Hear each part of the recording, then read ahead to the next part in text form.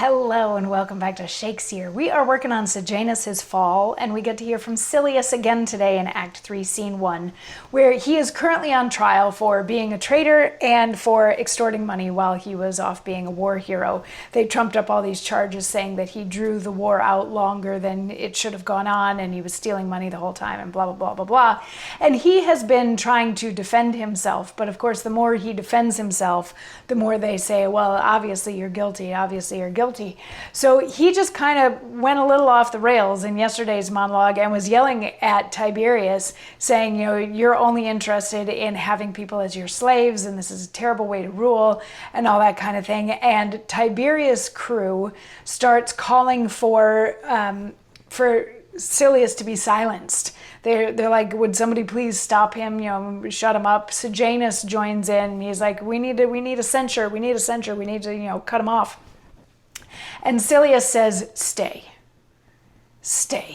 most officious Senate. I shall straight delude thy fury. Silius hath not placed his guards within him against fortune's spite so weakly, but he can escape your gripe, that are but hands of fortune.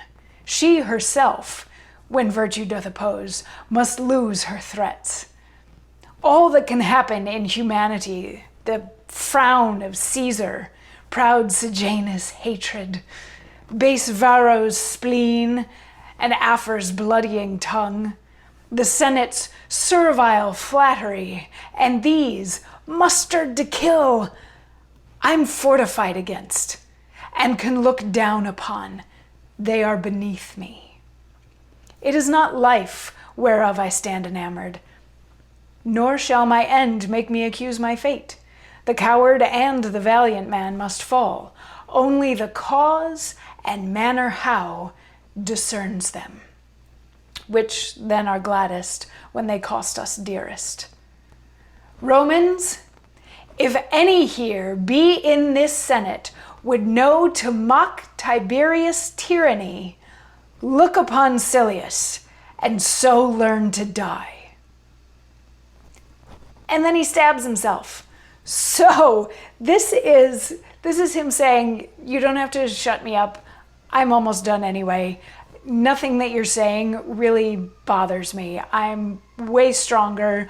All of your silly frowns and your little temper tantrums and all of those little empty threats that you've got, like none of that matters. None of that actually really affects me. It's all, he literally says, that's all beneath me. I can look down on that with scorn. All of those things are beneath me. But he does know the position that he's in, he's not going to win this. So he says, cowards and heroes both have to die. It all just comes into how they die that defines whether it was a coward or a hero. So he says, hey, everybody, if you want to know what it looks like to die a hero, here we go. And he stabs himself because he doesn't want to be arrested by Tiberius or thrown in jail or sentenced to execution, because all of those things would be a blight on his dignity. They would dishonor his memory and dishonor all of the good things that he feels that he did. So he takes control of the situation and he stabs himself. So the Agrippina group, of course, they're muttering to themselves, which is interspersed with Tiberius' crew taking care of stuff. And the Agrippina group thinks that this was a noble thing. They're sad to see Silius go. Obviously, he was their friend.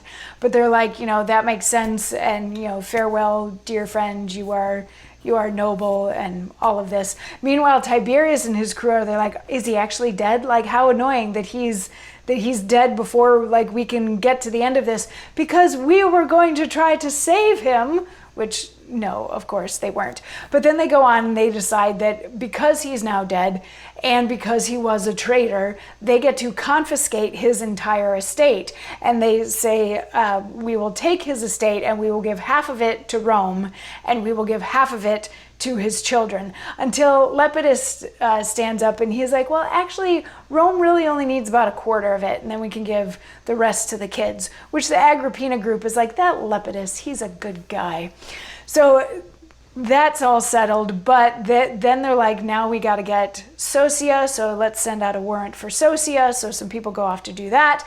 But then Satrius and Nata enter with Cordus, who's being escorted, like Cordus is also a prisoner. And the Agrippina group is like, we got to do another one? We got to do another one right now? And Satrius stands up and accuses Cordus of sedition because of his writings. Remember, Cordus was writing some of like the annals of history, and they figured that there were going to be some controversial things in there. Well, there were. So Satrius accuses Cordus of sedition, and then Nata is like, yes. And also in his writings, he was praising Brutus, and he said that the last great Roman was Cassius, which these statements are also somewhat traitorous, because that means that, you know, by the transitive property, Tiberius is not an actual Roman, and nobody currently living is a good, decent, noble Roman. So this is a rather inflammatory thing to say that Cassius was the last good one. And then Aphra is going to get up and add a little bit more fuel to that fire in the form of a monologue, which we will get to hear tomorrow. So I will see you then. Mwah.